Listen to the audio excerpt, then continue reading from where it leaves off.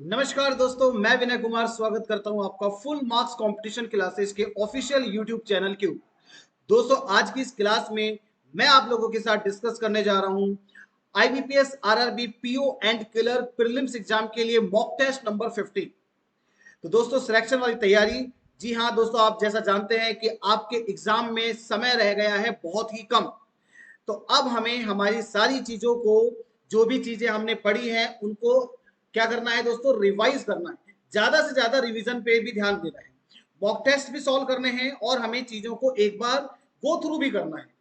जैसे स्लॉक्स के अंदर आइदर और के केसेस एक बार के मतलब आपको भले ही आते हों, लेकिन एक बार फिर भी उनको देख लीजिए। इनइक्वालिटी में आइदर और के केसेस हैं, एक बार उनको देख लीजिए, गो थ्रू कर लीजिए। कोडिंग डिकोडिंग के जो कॉन्सेप्ट है उनको एक बार देख लीजिए। ब्लड रिलेशन के कॉन्सेप्ट जो भी आपको टीचर ने सिखाए हैं उनको एक बार आप क्या कर सकते हैं, रिवाइज कर सकते हैं। अल्टीमेटली कहने का मतलब कि थोड़ा सा आपको रिवीजन पर भी अब यहाँ पे ध्यान देना होगा। तो चलिए दोस्तों, बिना टाइम वेस्ट किए स्टार्ट करते हैं आज की इस क्लास को। तो पहला क्वेश्चन आपकी स्क्रीन के ऊपर होगा और फर्स्ट क्वेश्चन के लिए मैं आपको टाइम दूंगा। टाइमर के साथ करेंगे हम हमारा मॉक टेस्ट सॉल्व। चलिए, इस क्वेश्चन के लिए आपको दिया जाता है दोस्तों 30 सेकंड का समय। Time starts now.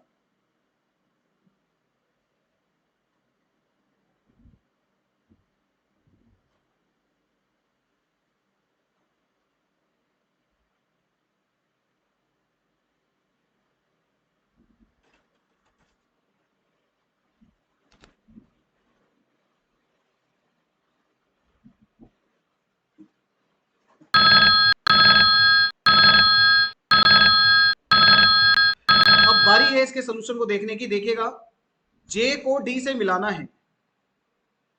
जे को डी से मिलाना है कि अब जे और डी में रिलेशन क्या बनेगा दोस्तों। जे यहां है और डी यहां है।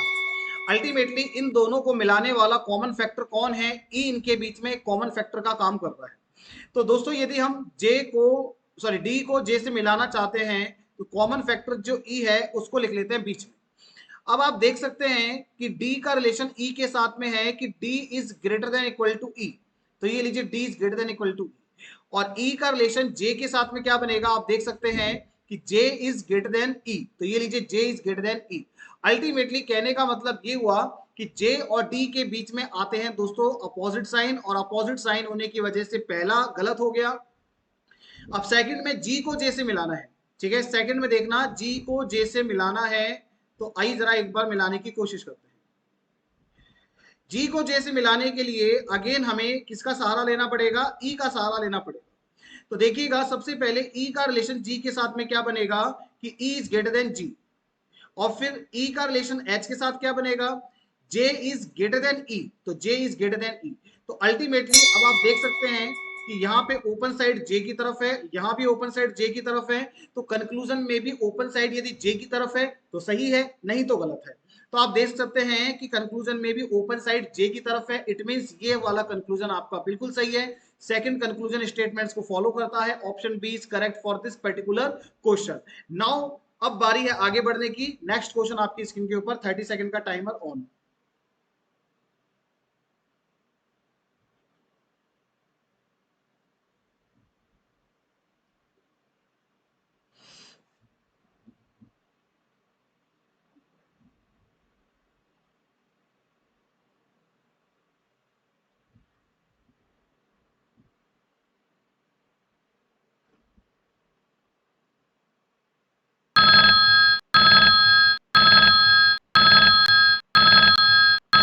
चलिए, एक छोटी सी सेटिंग चेक करना चाहता हूं दोस्तों। चलिए ठीक है, अब देखते हैं इस क्वेश्चन का सोल्यूशन। देखिए, जे को एफ से मिलाना है तो पहली चीज तो ये चेक करो, क्या जे किसी से बड़ा हो सकता है? जी बिल्कुल, जे बड़ा हो सकता है। दूसरी बात, क्या एफ छोटा हो सकता है? जी हाँ बिल्कुल दोस्तों, एफ छोटा हो सकता है। तो आइए जरा जे को एफ से मिलाते हैं, और मिलाने वाला कॉमन फैक्टर कौन है इन दोनों में? भाई इस वाली सीरीज में, इस सीरीज में मिलाने वाला कॉमन फैक्टर आर है। तो जे का रिलेशन आर के साथ बनेगा, J is greater than equal to R. ठीक है, तो J is greater than equal to R. और आर का रिलेशन एफ के साथ बनेगा, R is greater than F. तो R is greater than F. आइए जरा ओपन साइड को चेक करते हैं। ओपन साइड दोस्तों यहाँ पे देख सकते हैं जे की तरफ है, यहाँ भी ओपन साइड जे की तरफ है, तो अल्टीमेटली कंक्लूजन में भी ओपन साइड जे की तरफ होनी चाहिए। आप देख सकते हैं यहाँ भी कंक्लूजन में ओपन साइड जे की तरफ है, इसका मतलब फर्स्ट कंक्लूजन स्टेटमेंट्स को फॉलो करता है। इक्वल नहीं आएगा क्योंकि इक्वल यहाँ पे ब्रेक हो चुका है, इसलिए। आगे बढ़ते हैं, नेक्स्ट को देखते हैं।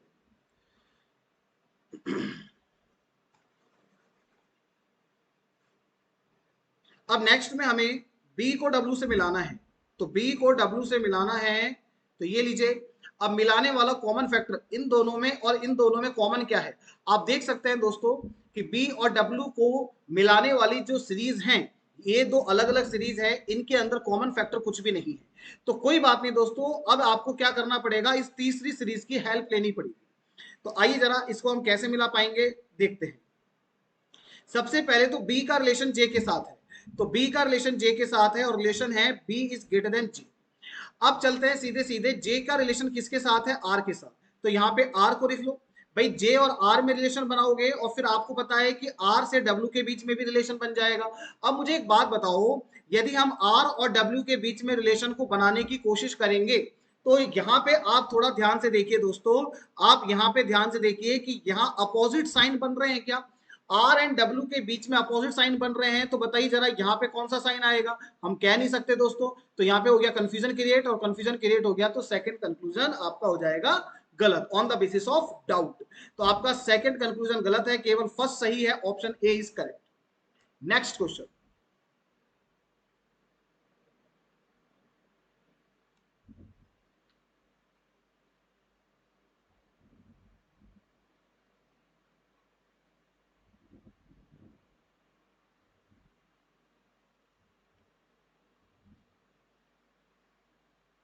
दोस्तों मैं आपको रोकना चाहूंगा, यहाँ पे दोनों कंक्लूजन आपके गलत हैं।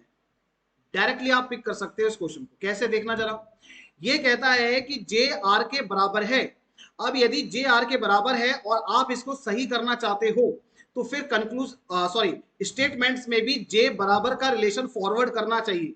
आप देख सकते हैं दोस्तों, यहां सीरीज में ऊपर देखिए, क्या जे किसी के साथ बराबर का रिलेशन फॉरवर्ड करता है, नहीं करता, गलत है। तो इसका मतलब फर्स्ट कंक्लूजन हो गया गलत। अब इस ये देखो, ये कहता है कि जे आर से छोटा है। अब स्टेटमेंट के अंदर भी यदि जे आर से छोटा है तो ये सही होने के चांसेस हैं।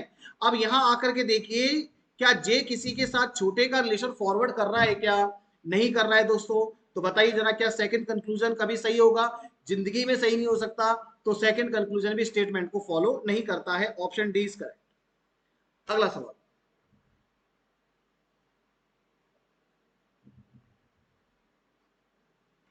Time starts now.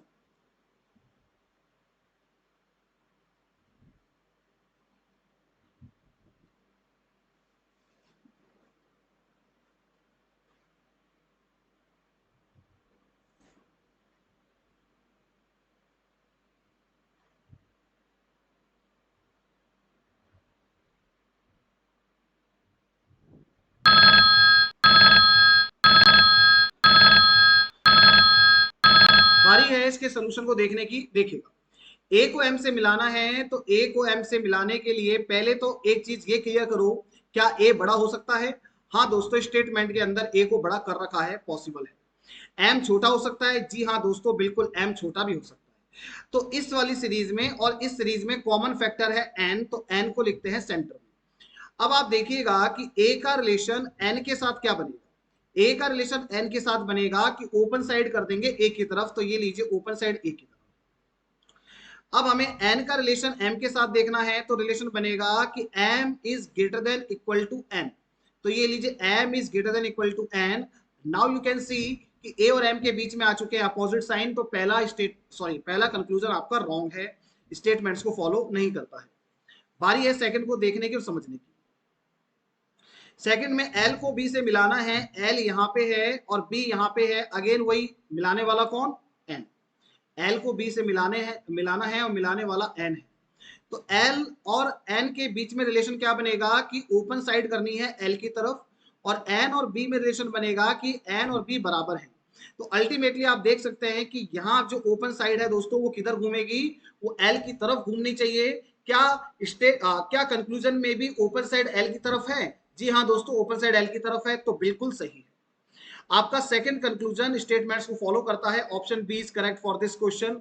आगे बढ़ते हैं, नेक्स्ट सवाल आपकी स्क्रीन के ऊपर 30 सेकंड का टाइमर ऑन है।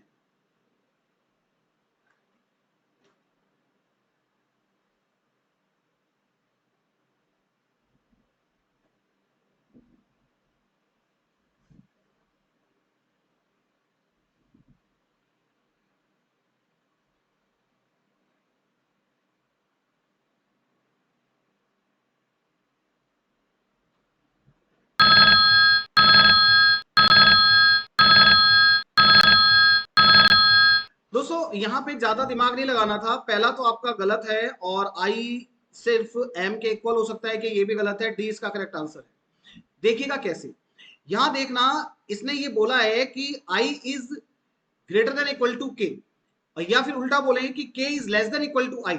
तो सबसे पहले तो आप ये चेक करो, क्या के किसी से लेस देन हो भी सकता है या नहीं हो सकता। यहां देखो के है ना, ग्रेटर देन है, यहां भी देखिए के ग्रेटर देन है। के का इस्तेमाल सीरीज में 2 बार हो रहा है और दोनों बार ग्रेटर की फॉर्म में हो रहा है, लेस की फॉर्म में तो यूज ही नहीं हो रहा। तो ये कंक्लूजन कभी सही नहीं हो सकता, पहला कंक्लूजन स्टेटमेंट्स को फॉलो नहीं करता है। और दूसरा तो आप खुद भी दिमाग लगा सकते हैं दोस्तों, ये कहता है कि आई एम के सिर्फ बराबर होगा। सिर्फ बराबर नहीं होगा दोस्तों, क्योंकि ओपन साइड भी आनी चाहिए, आई की तरफ ओपन साइड आनी चाहिए थी, बट यहां नहीं दे रखी, तो ये भी आपका गलत है। तो आपका ऑप्शन डी सही आंसर होगा। अगले सवाल की तरफ चलते हैं। नेक्स्ट क्वेश्चन आपकी स्क्रीन पे है,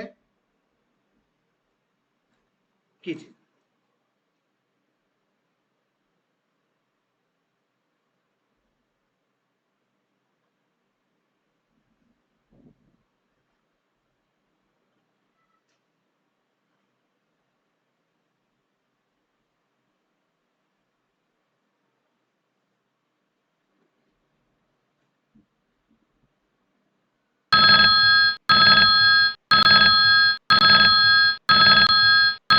ओके, अब बारी है सोल्यूशन को देखने की। देखिए, फर्स्ट कहता है ऑल बैग्स आर हैंडल, तो ऑल बैग्स आर हैंडल।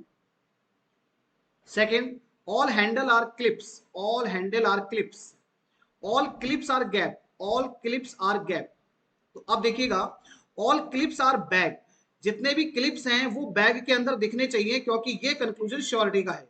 तो श्योरिटी का कंक्लूजन एक ही बात कहता है कि जो कंक्लूजन में दिया है वो चीज डायग्राम में दिख रही है तो सही है, नहीं दिख रही है तो गलत है। सारे क्लिप बैग के अंदर है क्या दोस्तों? सारे क्लिप बैग के अंदर नहीं है, बल्कि सारे बैग क्लिप के अंदर है। बट यहां तो श्योरिटी में पूछा गया था, श्योरिटी में दिखाई नहीं देता, that is why first conclusion will not follow the statements. अब सेकंड को देखिएगा, ऑल हैंडल्स आर गैप, जितने भी हैंडल हैं वो गैप के अंदर दिखने चाहिए, क्योंकि ये कंक्लूजन श्योरिटी का है। तो श्योरिटी का कंक्लूजन एक ही बात कहता है कि जो कंक्लूजन में दिया गया है वो डायग्राम में दिखना चाहिए। तो सारे हैंडल गैप के अंदर दिख रहे हैं क्या दोस्तों? यस, यू कैन सी कि सारे हैंडल वाकई में गैप के अंदर ही दिखाई दे रहे हैं। श्योरिटी में पूछा गया था, श्योरिटी में दिखाई भी देता है। तो सेकंड कंक्लूजन स्टेटमेंट्स को फॉलो करता है। तो हमारा राइट आंसर क्या होगा? Option B. अगला सवाल कीजिए।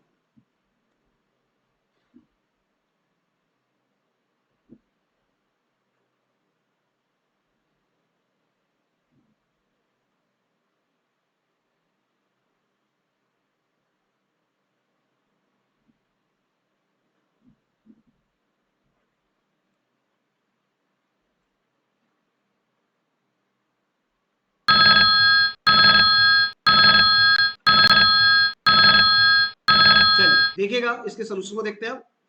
Only a few heart is S, तो इसको बोलेंगे क्या? इसको बोलेंगे some heart is S and some heart is not S.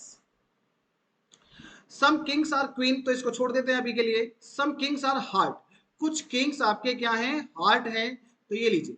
और इसने बोला है कि सम किंग्स आर क्वीन, तो ये लीजिए, सम किंग्स आर क्वीन भी हमने बना दिया। अब फर्स्ट कहता है, पहला कंक्लूजन श्योरिटी का है, तो श्योरिटी में दिखना चाहिए डायग्राम के अंदर। क्या पूछ रहे हैं? ऑल एस आर क्वीन, सारे एस क्वीन के अंदर दिखने चाहिए। तो दोस्तों एस यहां है, क्वीन यहां है, सारे एस क्वीन में दिखाई नहीं देते। श्योरिटी में पूछा था, श्योरिटी में दिखाई नहीं दिया तो गलत हो गया। ठीक है, सेकंड को देखिएगा, सम किंग आर एस, कुछ किंग एस के अंदर होने चाहिए, दिखने चाहिए, क्योंकि श्योरिटी में पूछा है। तो कुछ किंग दोस्तों एस के अंदर नजर ही नहीं आ रहे, दोनों अलग अलग हैं। तो श्योरिटी में पूछा गया था बट श्योरिटी में दिखाई नहीं दिया, दैट इज वाई आपके दोनों कंक्लूजन स्टेटमेंट्स को फॉलो नहीं करते हैं। Option D. अगला सवाल।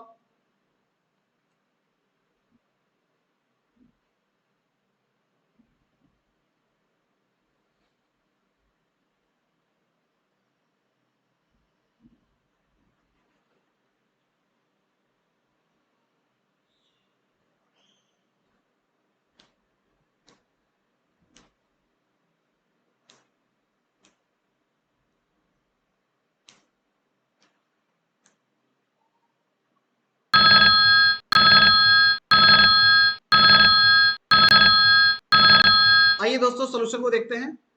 सम पेन्स आर स्लैट्स, तो some pen are slat, diagram ऐसा बन जाएगा। आगे देखिए, नो स्लैट इज पेंसिल, कोई भी स्लैट आपके क्या नहीं है, पेंसिल नहीं है।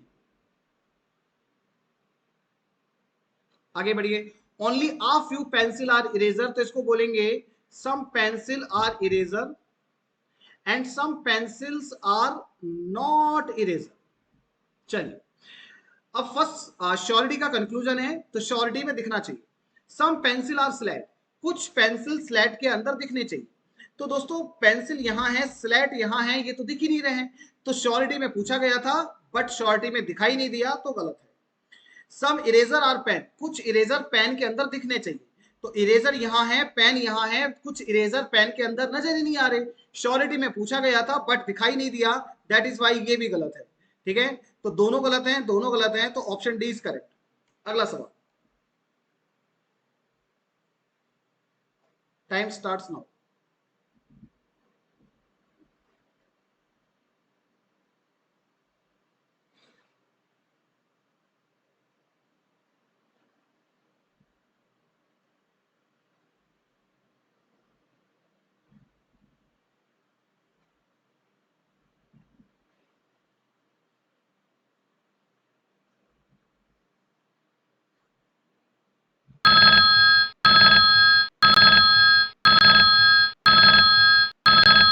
आइए जरा सोल्यूशन को देखते हैं।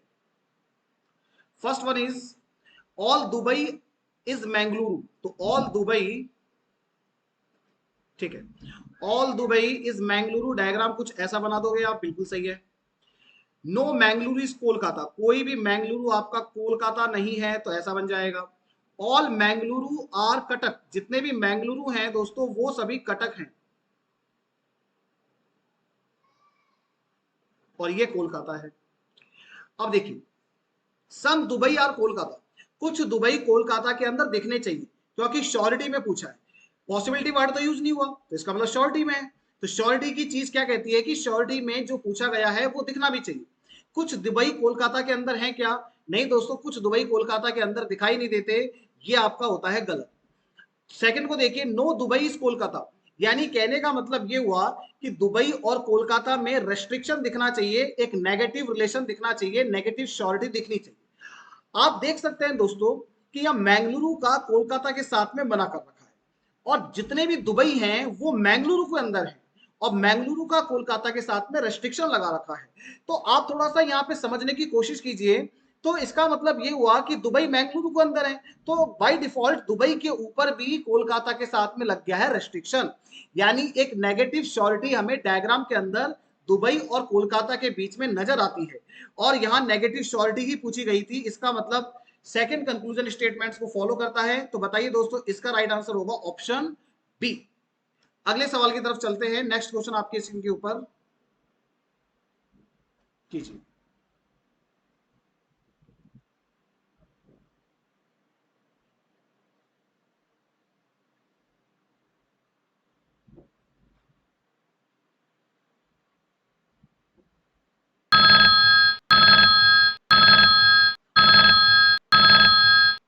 Okay, time over. अब देखिएगा, सम काउ इज डॉग, तो कुछ काउ डॉग हैं, कुछ काउ डॉग हैं, डायग्राम ऐसा बनेगा। No dog is deer, no dog is deer, तो डायग्राम कुछ ऐसा बनेगा। सम डियर इज फॉक्स, तो some deer is fox, diagram कुछ ऐसा बनेगा। आगे देखिए, फर्स्ट कहता है some cow is not deer, यानी डायग्राम के अंदर ये श्योरिटी का कंक्लूजन है। पहली बात तो ये कि ये श्योरिटी का कंक्लूजन है। अब डायग्राम के अंदर भी हमें कुछ काउ ऐसे नजर आने चाहिए जो डियर के अंदर ना जा सके। आइए जरा कुछ काउ को देखते हैं जो डियर में नहीं जा सकती।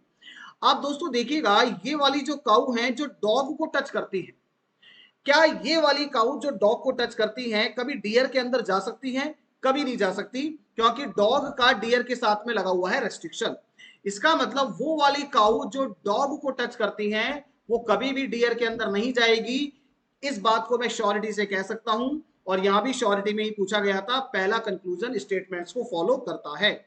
सेकंड को देखिएगा, सम फॉक्स इज डॉग, यानी कुछ फॉक्स डॉग के अंदर दिखने चाहिए।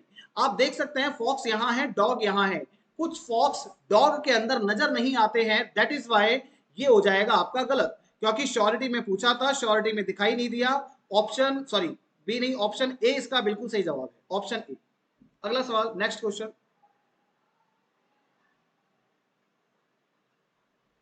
कीजिए।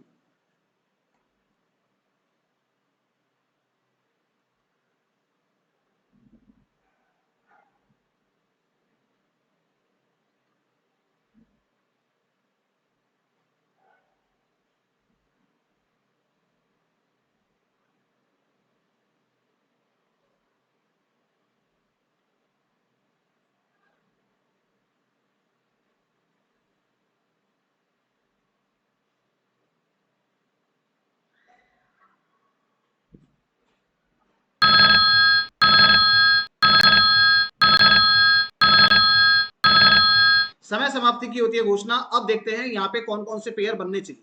13 से देखो, 13 से कोई बनता है क्या? 13 के बाद 14, 15, 16, 17, 18, 19, 20। तो एक बन गया पेयर आपका 13 से लेके 20। आगे बढ़ो।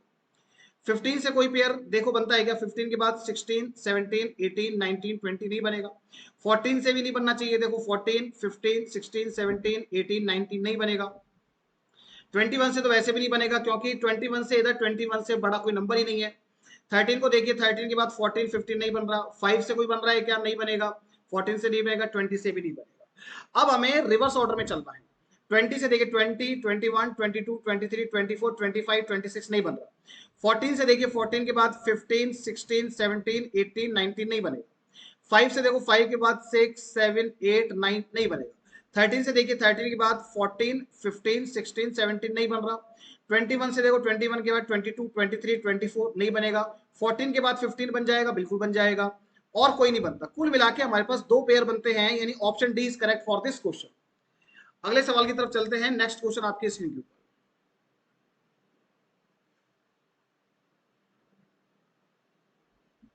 कीजिए।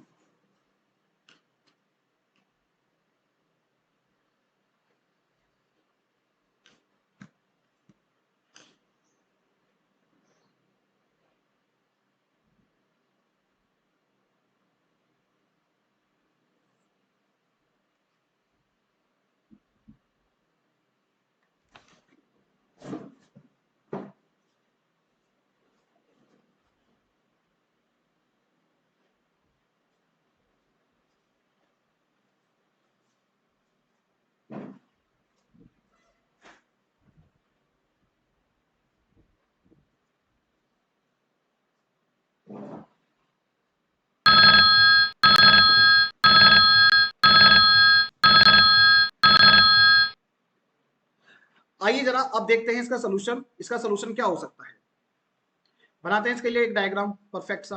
देखिए, सबसे पहले इसने हमें क्या बोला कि ए सी के पिता हैं। A is father, A is father of C. तो ए यदि सी के फादर हैं तो इसको इस तरीके से ड्रॉ कर देते हैं। आगे देखो, लेकिन सी उनका बेटा नहीं है, इसका मतलब सी उनकी बेटी है। बी सी का भाई है, जो बी है ना वो ब्रदर है किसका? सी का। आगे बढ़ो।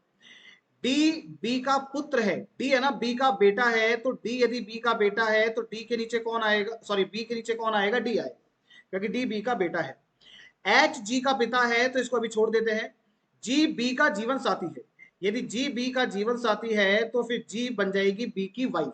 और एच जी का फादर है, तो ये लीजिए एच बन गया जी का फादर। एफ ए की पत्नी है दोस्तों, तो ये लीजिए एफ हो गई ए की पत्नी। ई सी की बेटी है, ई यदि सी की बेटी है तो ये सी के नीचे कौन आएगी, ई आ जाएगी। इस प्रकार से ये होता है कंप्लीट। ठीक है, ओके। अब देखिएगा फर्स्ट क्वेश्चन हमसे क्या कहता है। पहला सवाल हमसे कहता है कि डी की ग्रैंड मदर कौन है। तो डी की ग्रैंड मदर कौन है दोस्तों, आप देख सकते हैं डी के फादर हैं बी, और बी की मदर कौन है, एफ। यानी फादर की मदर ग्रैंड मदर होंगी, तो यहां पे एफ इसका करेक्ट आंसर होगा। ऑप्शन सी इसका बिल्कुल सही जवाब है। Next question, who is son of F, F का बेटा कौन है। एफ का बेटा कौन है तो बता सकते हैं आप दोस्तों, एफ का बेटा कौन है, बी है। तो बी है इसका मतलब ऑप्शन ए। अब नेक्स्ट क्वेश्चन आपकी स्क्रीन के ऊपर है, इस क्वेश्चन को आप लोग ट्राई करेंगे।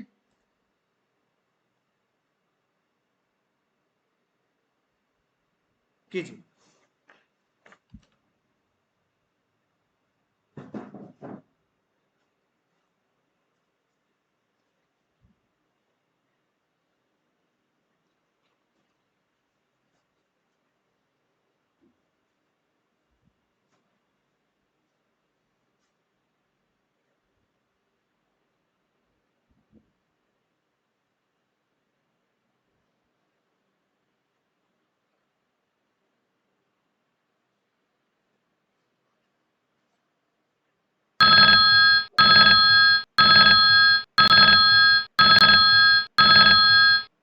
देखिएगा अब इसके सोल्यूशन की बारी है। इसको चलो अब देखिए इसका सोल्यूशन बनाते हैं।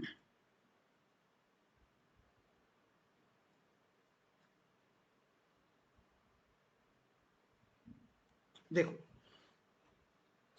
मनीष पूर्व दिशा की तरफ चलना शुरू करता है और 30 मीटर तक चलता है। तो लेट अस अज्यूम मनीष यहां खड़ा है, और यदि पूर्व दिशा में जाएगा तो ऐसे जाएगा और 30 मीटर जाएगा। फिर वो राइट मुड़ता है और 50 मीटर चलता है। अब राइट मुड़ेगा तो ऐसे मुड़ेगा और कितना जाएगा, 50 मीटर जाएगा। फिर यहां से वो लेफ्ट मुड़ता है और 40 मीटर जाता है। मनीष का फेस दोस्तों साउथ डायरेक्शन में है, तो मनीष का फेस यदि साउथ डायरेक्शन में है तो इस समय पर मनीष का लेफ्ट और राइट रिवर्स होगा। अब एक्चुअल में देखो मनीष इधर मुड़ेगा, एक्चुअल में देखो लेफ्ट होता है इधर की साइड, लेकिन मनीष का फेस साउथ डायरेक्शन में है तो लेफ्ट कंसीडर किया जाएगा इधर की तरफ, तो मनीष घूमेगा इधर की साइड। ठीक है, और कितना जाता है, 40 मीटर तक चलता है। ये चला दिया हमने उसको 40 मीटर तक। मैं अपना वीडियो हटा देता हूं। फिर से वो लेफ्ट मुड़ता है और 50 मीटर तक चलता है। अब यहां से दोस्तों वो लेफ्ट घूमेगा तो 50 मीटर तक यहां चलेगा, यानी उसका फेस तो हो जाएगा नॉर्थ में, और ये 50 और ये 50 जो दूरी है दोस्तों वो सेम होगी। आगे आपसे कहता है अब वह अपने शुरुआती बिंदु से कितना दूर है, अपने स्टार्टिंग पॉइंट से कितना दूर है। यानी यहां से देखो, यहां से इसने चलना स्टार्ट किया था, तो ये यहां तक की डिस्टेंस आपसे पूछ रहा है। तो आप देख सकते हैं कि यहां से लेके यहां तक तो टोटल 30 मीटर है। अब ये वाली जो डिस्टेंस है दोस्तों, यदि ये 40 है तो ये भी कितनी होगी, 40 होगी। इसके अपोजिट में ये वाली डिस्टेंस यहां से यहां तक, तो टोटल हो गई हमारे पास 70। तो 70 का मतलब option B is correct for this question. अगले सवाल की तरफ चलते हैं। नेक्स्ट क्वेश्चन आपकी स्क्रीन के ऊपर, अब इसको आप एक बार ट्राई करेंगे।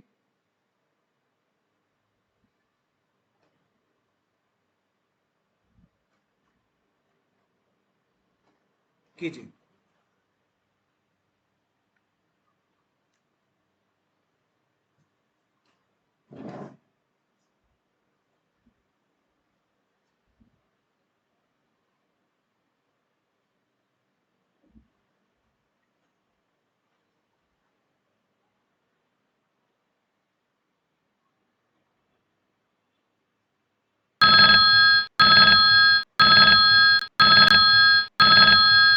समय समाप्त। अब देखिएगा इसका क्या सोल्यूशन होगा। देखिए, ये आपसे कह रहा है कि ये 5 ऑप्शन है, इनमें से ये अल्फाबेटिकल ऑर्डर की जो प्लेस वैल्यूज होती हैं उनके अकॉर्डिंग 5 में से 4 एक जैसे हैं, एक अलग है। जो अलग है वही आपका आंसर है। अब देखिएगा जैसे आर आता है 18 पे,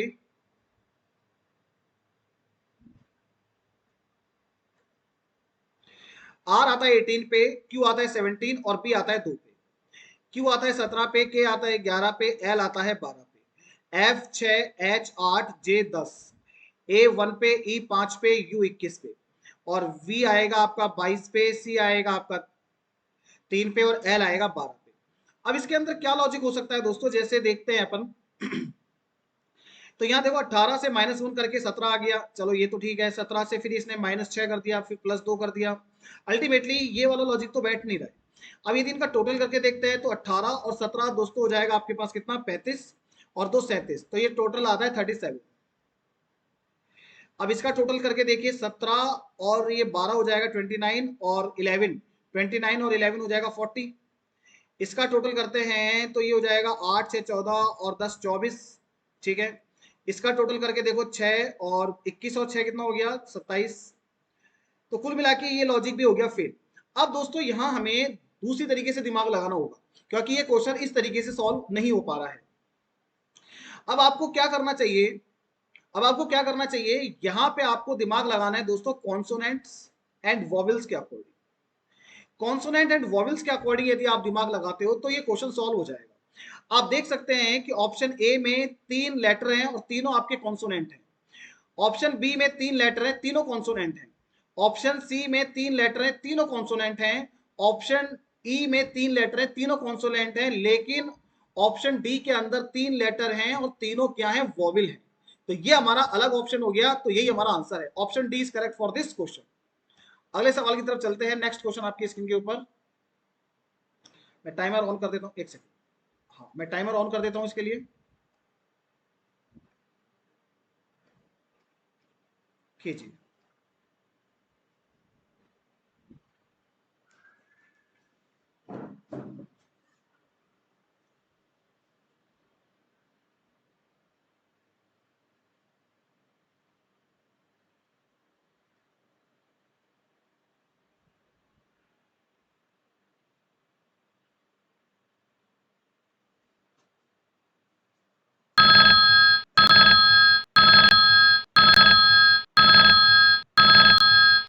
अब देखिएगा इसका क्या सोल्यूशन हो सकता है। देखो, इसने हमसे पूछा है कि गो के लिए कोड क्या होगा। तो गो सबसे पहले है कहां पे, यहां पे है। अब इसके गो वाली लाइन के अंदर देखो क्या क्या चीजें आ रही है। एक तो गो वाली लाइन में एंड आ रहा है और एक रेस्ट आ रहा है। रेस्ट एंड एंड, ये आपके पास दो चीजें यहां पे आती हैं गो वाली लाइन के अंदर। तो आप देख सकते हैं रेस्ट यहां भी है, एंड यहां भी है, तो ये तो कॉमन हो गए। तो ये दोनों इजी वे में कट जाएंगे। तो बताइए जरा, एम एक्स ये सीधा सीधा कट गया, जे ओ सीधा सीधा कट गया। तो बताइए गो के लिए हमारे पास कोड बचा एस टी। तो एस टी का मतलब option 5 is correct for this question. अगले सवाल की तरफ चलेंगे। नेक्स्ट क्वेश्चन आपकी स्क्रीन के ऊपर।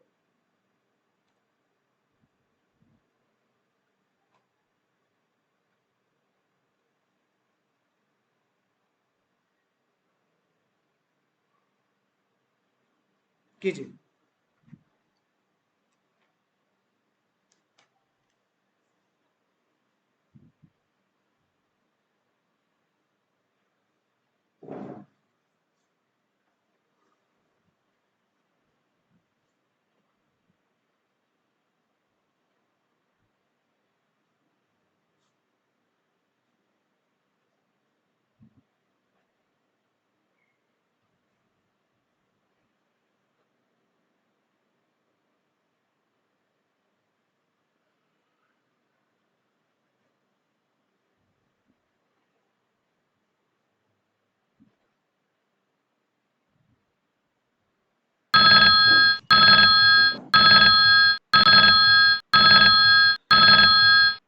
चलिए, अब बारी है इसके सोल्यूशन को देखने की। मे भी पॉसिबल बहुत सारे बच्चों को इस क्वेश्चन के अंदर दिक्कत आई होगी। अब मैं इसका लॉजिक बताता हूं क्या है। दोस्तों, आपने एक कॉन्सेप्ट सुना होगा और मे भी शायद आपने पढ़ा भी होगा, डिजिटल सम। डिजिटल सम का लॉजिक आपने जरूर सुना होगा। तो डिजिटल सम ये कहता है कि जितने भी हमारे पास नंबर आ रहे हैं उनको सिंगल नंबर के अंदर कन्वर्ट करना है, यानी सिंगल डिजिट के अंदर कन्वर्ट करते हैं। तो अब देखिएगा, जैसे प्ले है, तो प्ले के अंदर हमारे पास जो लेटर्स यूज किए जा रहे हैं PLAY। तो P की प्लेस वैल्यू है 16, एल की प्लेस वैल्यू है 12, ए की प्लेस वैल्यू है 1 और वाई की प्लेस वैल्यू है 25। इन सभी को आप ऐड कीजिए और देखिए टोटल कितना आता है। 16 और 12 28 और एक 29, 29 और 25 दोस्तों हो जाएगा कितना, 54। अब 54 में 5 + 4 करते हैं तो ये 9 बनता है।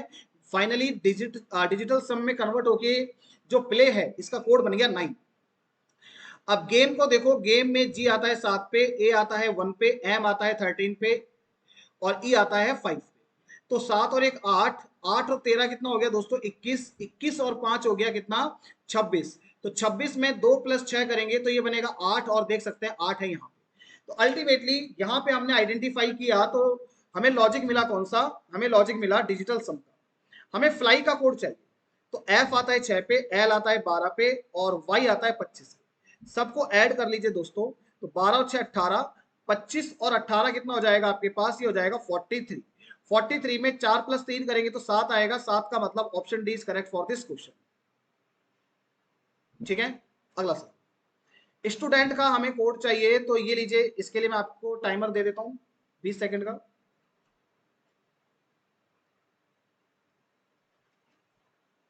कीजिए।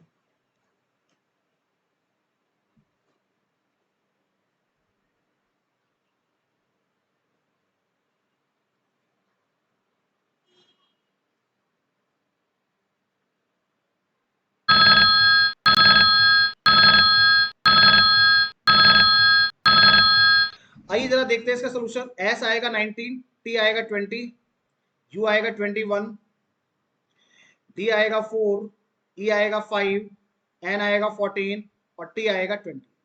सबको ऐड करना है, तो 20 और ये 19 कितना हो गया 39। 39 और 20 ऐड कर लो 49, 59 और 1 ऐड कर लो यानी 60। 64, 64 + 5 69, 69 और 34, तो 69 + 34 करना है, तो 9 और 4 13, कैरी 1, 6 3 9 और 1 10, तो ये आ जाएगा 103। 103 को फाइनली आप डिजिटल सम में कन्वर्ट करोगे तो ये बनेगा 4, 4 का मतलब ऑप्शन बी इज करेक्ट। अगले सवाल की तरफ चलते हैं। अच्छा, ये सेम स्टूडेंट वाला ही आ गया, रिपीट हो गया क्वेश्चन। अब इसका आंसर आपको निकालना है, मैं 20 सेकंड का समय आप लोगों को देता हूं।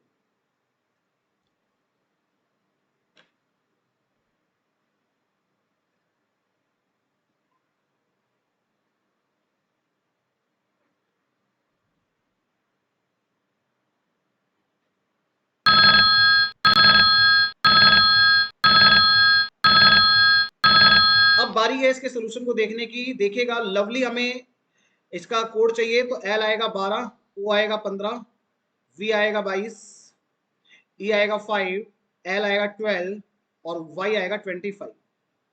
L O V E L Y, तो देखिए ये हो जाएगा 27, 27 और 22, ये हो गया 49, 49 54, 54 और 12 66 + 25, तो 6 और 5 11, कैरी 1, 6 और 2 8 और 1 9, 91, 91 का मतलब 9 और 1 10, और 10 का मतलब 1 + 0 हो जाएगा आपके पास 1, 1 का मतलब option A is correct for this question.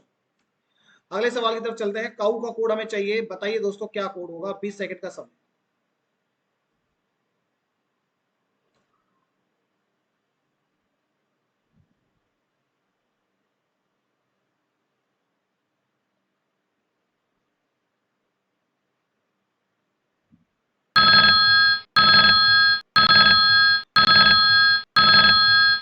समय समाप्त।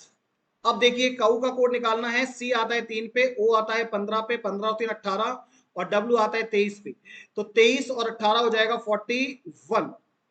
ठीक है, तो एक बार वापस से काउंट करके देख लेते हैं कि गड़बड़ तो नहीं हो रही। 23 और 15 38, 41 सही है।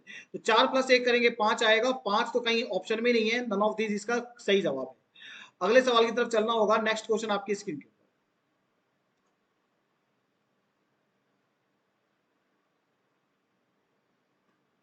कीजिए।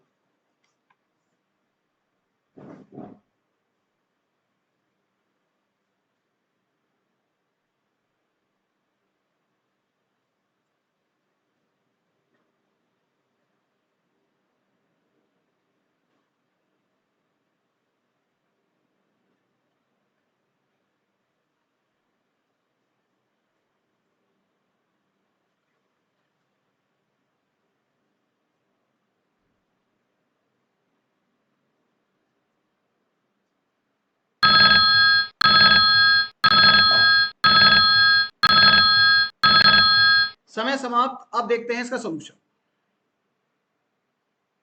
देखिएगा, 6 फ्रेंड हैं A B C D E F, और सबकी हाइट अलग अलग है, तो यहाँ पे 6 लोगों की एक रैंकिंग बनाते हैं। जगह कम पड़ेगी, एक काम करते हैं, मैं अपना वीडियो हटा लेता हूँ और यहाँ बना देते हैं।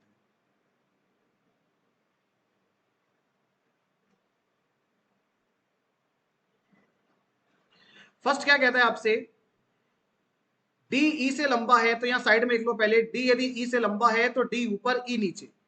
ए बी से लंबा है, यदि ए लंबा है बी से तो ए ऊपर बी नीचे। ए बी से लंबा है लेकिन सी से छोटा है, ए है ना बी से तो लंबा है लेकिन ए आपका सी से क्या है दोस्तों, छोटा है। आगे बढ़ो, एफ केवल दो व्यक्तियों से ही छोटा है, एफ छोटा तो है लेकिन ओनली फॉर टू से ही छोटा है। इसका मतलब एफ आपका पोजीशन नंबर 3 पे आएगा, तभी ये चीज पॉसिबल है। नाउ यू कैन सी कि एफ ओनली 2% से ही छोटा है। आगे आपसे कहता है ई केवल एक व्यक्ति से ही छोटा है, ई छोटा तो है लेकिन ओनली फॉर एक से ही छोटा है। इसका मतलब ई आपका प्लेस नंबर 2 के ऊपर आएगा। अब सुनना जरा, हमें पता है कि ई के ऊपर आना चाहिए डी, तो दोस्तों ई के ऊपर डी यहां पे आ जाएगा सबसे नंबर 1 पोजीशन पे। हमें पता है सी के नीचे आएगा ए, तो सी को यहां लिख दो, ए को यहां लिख दो, बी को यहां लिख दीजिए। इस प्रकार से क्वेश्चन होता है आपका कंप्लीट। अब फर्स्ट हमसे क्वेश्चन में पूछ रहा है 23 में, हु इज द टॉलेस्ट, सबसे लंबा व्यक्ति कौन है, तो सबसे लंबा व्यक्ति डी है, ऑप्शन ए इज करेक्ट। अगला सवाल, तीसरा सबसे छोटा कौन है। दोस्तों तीसरा सबसे छोटा, तो पहला सबसे छोटा है बी, दूसरा है ए और तीसरा है सी, तो तीसरा सबसे छोटा व्यक्ति सी है, यानी ऑप्शन ई इज करेक्ट। अगला सवाल, कितने व्यक्ति केवल ए से लंबे हैं, कितने व्यक्ति केवल ए से लंबे हैं, तो दोस्तों आप देख सकते हैं कि ए से लंबे 1 2 3 4, टोटल 4% ए से लंबे हैं। तो बताइए जरा, ए से लंबे 4%, option D is correct for this question. तो यदि दोस्तों आपको ये वीडियो पसंद आई है, ये मॉक टेस्ट आपको अच्छा लगा है, तो आप इसी वक्त हमारे चैनल को सब्सक्राइब करें, वीडियो को लाइक करें, अपने दोस्तों के साथ जरूर शेयर करें। और सबसे इंपॉर्टेंट चीज, अभी इसके 15 क्वेश्चन पेंडिंग हैं, उसको हम करेंगे नेक्स्ट क्लास के अंदर सॉल्व। तो आज के लिए इतना ही दोस्तों। यदि आप हमारे चैनल पे नए हैं तो चैनल को सब्सक्राइब करें, वीडियो को लाइक करें और अपने दोस्तों के साथ भी जरूर शेयर करें। Thank you so much. अब मिलते हैं नेक्स्ट क्लास में। Bye bye, take care.